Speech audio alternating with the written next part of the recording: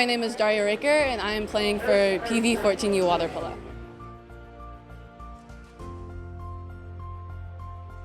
2 years ago, I started getting really bad headaches, and we didn't know what it was.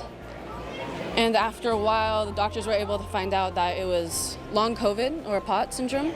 It's a dysautonomia disease where I get bad migraines, and if I stand up for too long, I get all the blood rushes to my feet, and I get lightheaded.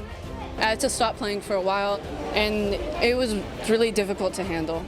For someone who had played 2.5 hours of practice at water polo and tournaments and playing all games, that was a very big difference that we all had to get used to. There was times where she was doing 3 hours of therapy a week. Her physical activity was maybe 10 minutes of a stationary bike. That was it. She was doing homeschooling and just trying to get back to feeling normal, honestly. And the recovery plan was start at zero and build up as slowly as possible to get her back to baseline.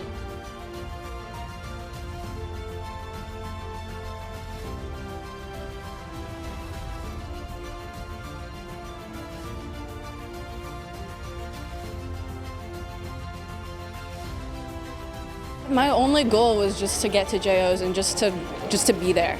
I didn't think 6 months ago that I was going to play at all in JOs. When I got back into it, I wasn't myself, I wasn't there, and it was really hard to play not as good as I could be, because I knew I could be better, but I just couldn't because my body wouldn't let me. But I've pushed through it. I've been going to therapy for a while, and I have my parents and my friends, and they're really helping me.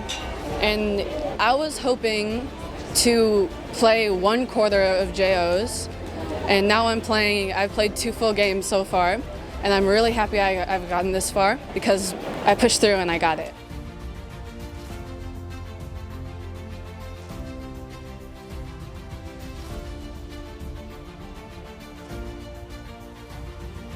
She overall is just an amazing athlete in the water and out of the water. She's really great for the team energy, and she's a kid that I love to have because she makes coaching very, very enjoyable. She's an inspiration because even though she had POTS, she still played her hardest, and she's playing full games at JOs, and that was way more than her goal. So she's just awesome. It really takes a strong person to be able to come back from something like that, even stronger. One thing I always tell my athletes is I do not know your body. It's not about pushing through and making sure coach isn't mad at me when I need a break. It's telling your coach I need a break. Being strong enough to say, hey, sub me out for a minute so I can come back in later. I tell her, I want you at 110%, and in order to do that, she needs to be talking to us. So she always communicates, just talking with us and making sure that she's ready to go when she's in the pool to give 1,000%. I'm truly proud of her because of her resilience and not giving up. She could have easily said, I don't care, I don't want to do this, I'm done with all of this, and she never did. She never gave up, and that's why I'm proud of her. You never know what's happening in their lives, and so it's important to be kind because they might be going through something really tough, but it's just important to be understanding.